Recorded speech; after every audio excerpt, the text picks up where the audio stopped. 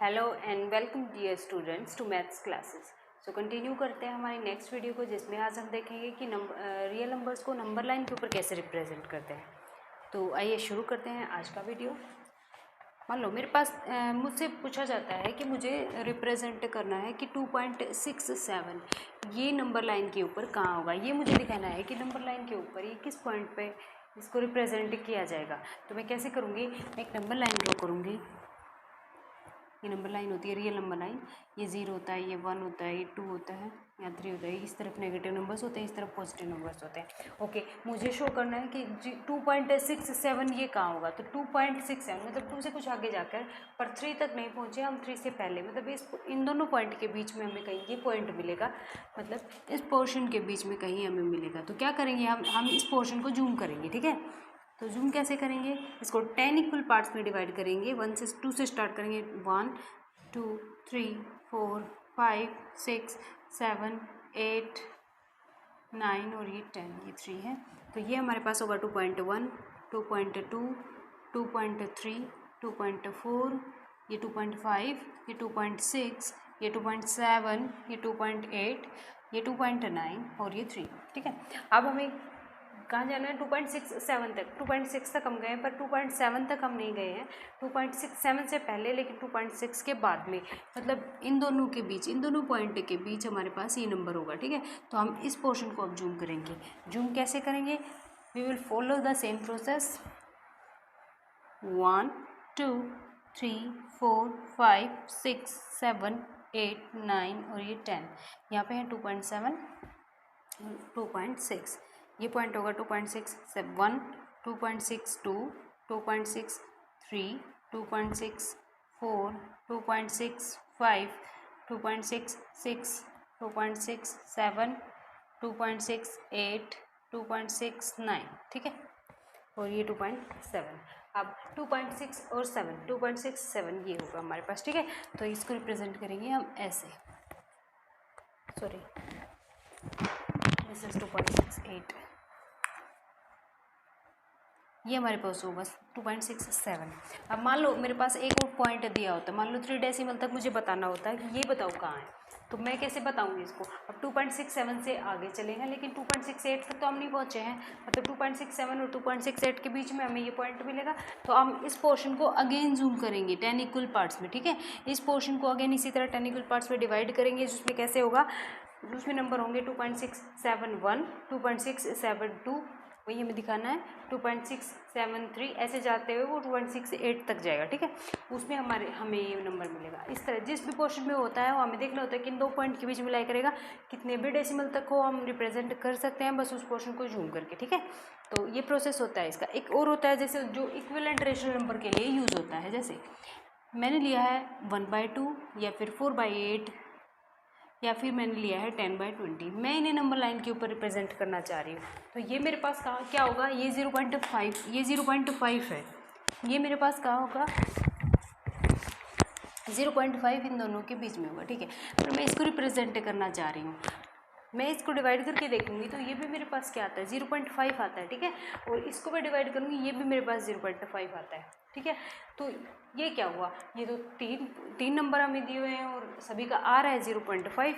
तो हम इनको नेशनल इस पे नंबर लाइन पे कैसे रिप्रेजेंट करेंगे भाई, हर एक पॉइंट अलग अलग है। इसमें तो यही होता है ना, ये तो रियल नंबर लाइन होती है। हर एक पॉइंट के लिए एक यूनिक पॉइंट मिलता है हमें, एक यूनिक पॉइंट के ऊपर इसको रिप्रेजेंट कर सकते हैं। फिर ये इतने सारे पॉइंट और ऐसे बहुत सारे हो सकते हैं जो 1/2 के फॉर्म में होंगे, मतलब 0.5 होंगे। उनको हम कैसे दिखाएंगे फिर इस लाइन पे, क्या हम एक ही पॉइंट के ऊपर सबको दिखा दे जाएंगे, ऐसा नहीं है। ये सब इक्विवेलेंट रेशनल नंबर होते हैं। इन सब के लिए जो इक्विवेलेंट रेशनल नंबर होते हैं उन सब के लिए एक ही पॉइंट हमें मिलता है नंबर लाइन के ऊपर, क्योंकि ये नंबर लाइन एक यूनिक पॉइंट पर रिप्रेजेंट करती है। ठीक है, हर एक पॉइंट के लिए एक यूनिक रिप्रेजेंटेशन पॉइंट यहाँ पे मिल जाता है हमें, ये इसलिए ये रियल नंबर लाइन होती है। ठीक है, ये 4/8 है, ये 1/2 के ही इक्विवेलेंट है। 10/20 है, ये भी 1/2 के इक्विवेलेंट है। इक्विवेलेंट फॉर्म में कब आता है वो, जब इसमें क्या, ये 1/2 है, इसमें क्या है 1 और 2 में कोई भी कॉमन फैक्टर नहीं है, मतलब जो p/q की फॉर्म में जो नंबर है वो हमारे पास क्या है, ये आपस में को प्राइम है, इनमें कोई भी कॉमन फैक्टर नहीं है। को प्राइम कौन से नंबर होते हैं जिनका आपस में कोई फैक्टर कॉमन नहीं होता दोनों का, ठीक है, वो एक दूसरे के साथ को प्राइम होते हैं। पर इसमें अगर मैं देखूँ इनका फैक्टर मैं बनाऊँ तो ये मैं कैसे लिख सकती हूँ, इसको 2 × 2 लिख सकती हूँ 4 को, और 8 को मैं क्या लिख सकती हूँ 2 × 2 × 2, ठीक है। यहाँ पे तो सारे कॉमन फैक्टर आ रहे हैं, तो ये इसका मतलब को प्राइम फॉर्म में नहीं है ना, ये सिंपल फॉर्म में नहीं है, तो ये इसके इक्विवेलेंट हो जाता है, ठीक है। फिर ऐसे नंबर होते हैं तो इसको इस फॉर्म तक लाना होता है इस नंबर को, उसके बाद हम नंबर लाइन के ऊपर इसको रिप्रेजेंट कर पाते हैं। ये इक्विवेलेंट रेशनल नंबर होते हैं और ये इनफाइनाइट होते हैं, ठीक है, पर उनके लिए रिप्रेजेंटेशन एक ही पॉइंट पे होता है। ये रियल नंबर का concept, sorry equivalent rational number का कॉन्सेप्ट है। अब ये तो था रेशनल नंबर के लिए। अगर मुझे इरेशनल नंबर को रिप्रेजेंट करना हो फिर मैं कैसे रिप्रेजेंट करूँगी। अगर मुझे बोला जाता है कि √2 को दिखाओ कि वो नंबर लाइन के ऊपर कहाँ लाई करेगा, √2 इसको मैं रिप्रेजेंट करना चाह रही हूँ नंबर लाइन के ऊपर, ऐसे तो कहाँ कैसे कर पाएंगे हम। इसके लिए हम कर लेंगे पाइथागोरस थ्योरम की हेल्प। पाइथागोरस थ्योरम क्या होती है, उसमें एक राइट एंगल ट्राइंगल होता है, ठीक है, ये O हो गया, ये A हो गया, ये B हो गया, ये इसका हाइपोटेन्यूज होता है, ये इसका परपेंडिकुलर होता है और ये इसका बेस होता है। इसमें हम हाइपोटेन्यूज निकालना चाह रहे हैं तो वो कैसे निकालेंगे, √√ बेस का स्क्वायर प्लस परपेंडिकुलर का स्क्वायर। अब जो √2 हमने लिखा है इसको हम कैसे लिख सकते हैं इनकी फॉर्म में, बेस और परपेंडिकुलर की फॉर्म में। तो कैसे लिखेंगे इसको लिखेंगे बेस भी हम 1 यूनिट ले लें, परपेंडिकुलर भी हम 1 यूनिट ले लें, तो ये हो जाएगा हमारे पास √2, ठीक है। ये मैंने क्या किया, मैंने पाइथागोरस थ्योरम की हेल्प ली है। इसमें क्या है, हाइपोटेन्यूज निकालना है हमें, तो वो कैसे निकलता है, बेस का स्क्वायर प्लस परपेंडिकुलर का स्क्वायर √√ होता है, ठीक है। पर मुझे बनाना है ये √2, तो उसके लिए मैं क्या करूँगी, 1 यूनिट अगर मैं बेस ले लूँ, 1 यूनिट में परपेंडिकुलर ले लूँ, तो मेरे पास क्या बन जाएगा, ये 1 का स्क्वायर प्लस 1 का स्क्वायर हो जाएगा। जो हाइपोटेन्यूज निकलेगा मेरे पास वो √2 निकल जाएगा, जो मुझे ये निकालना है। अब मैं इसका यूज़ नंबर लाइन पर रिप्रेजेंट करने के लिए कैसे करूँ तो मैं बनाती हूँ नंबर लाइन, यहाँ पे 0, यहाँ पे मेरे पास 1 है, यहाँ पे मेरे पास 2 है, ठीक है। तो 1 यूनिट मैं यहाँ गई हूँ, जो मैंने बेस बना दिया है 1 यूनिट का ये, और 1 यूनिट मैंने परपेंडिकुलर ड्रॉ करा है, ठीक है। ये परपेंडिकुलर हो गया, जो ये 1 यूनिट जो मैं लेके चली हूँ, ठीक है। अब इसको मिलाते हैं इससे, ये इसका हाइपोटेन्यूज हो गया जो मुझे √2 मिल गया, ठीक है। पर मुझे हाइपोटेन्यूज ही चाहिए था, मुझे तो नंबर लाइन के ऊपर √2 कहाँ है ये पता लगाना है, ठीक है। तो मैं क्या करूँगी, यहाँ पे कंपास की हेल्प लूँगी। कंपास को लेकर मैं यहाँ पे रखूँगी O पे, और इतना ओपन करके और ऐसे एक आर्क ड्रा करूँगी, ठीक है। और वो इस नंबर लाइन के ऊपर कहीं आगे कट करेगी। जिस पॉइंट के ऊपर वो कंपास इस लाइन को कट करेगा वो मेरे पास क्या होगा, वही मेरे पास होगा √2, ठीक है।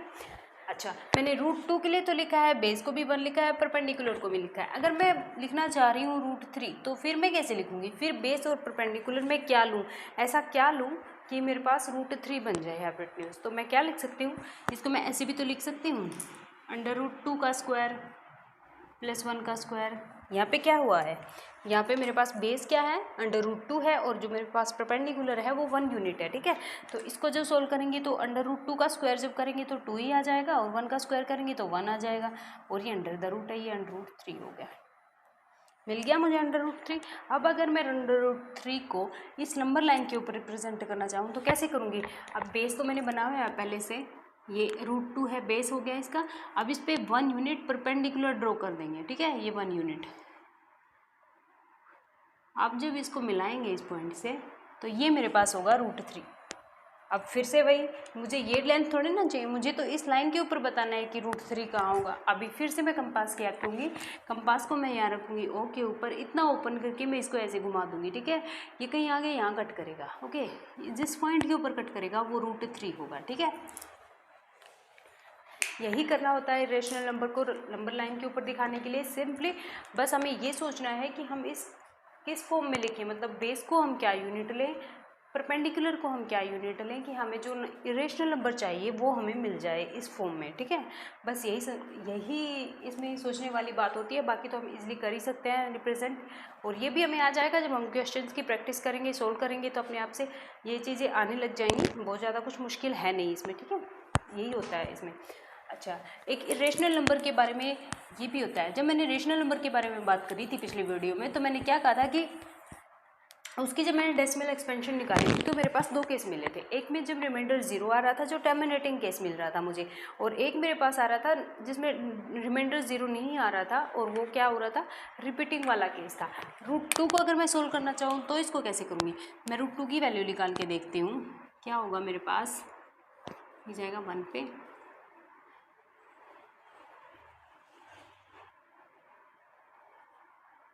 ये 4 पे चला जाएगा, या पेयर्स में उतारते हैं ना 2 2 करके, ये 8 आ जाएगा, ये 1 पे जाएगा,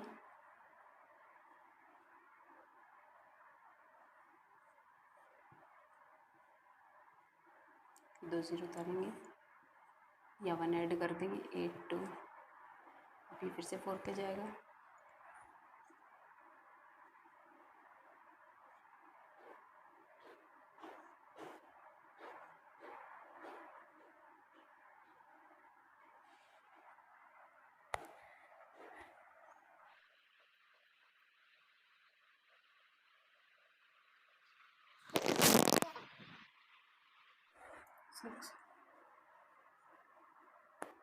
ये वापस 2 पे चला जाएगा, 2।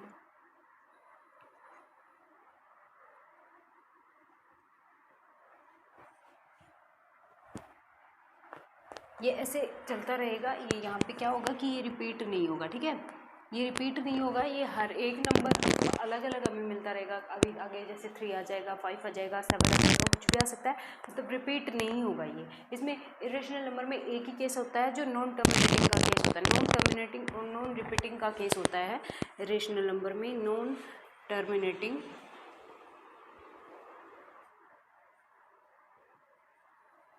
और नॉन रिपीटिंग का।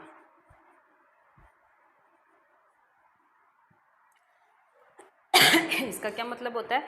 इरेशनल नंबर्स वो नंबर्स होते हैं जिनकी जो डेसिमल एक्सपेंशन है वो हमेशा नॉन टर्मिनेटिंग और नॉन रिपीटिंग होती है, वो इरेशनल नंबर्स होते हैं।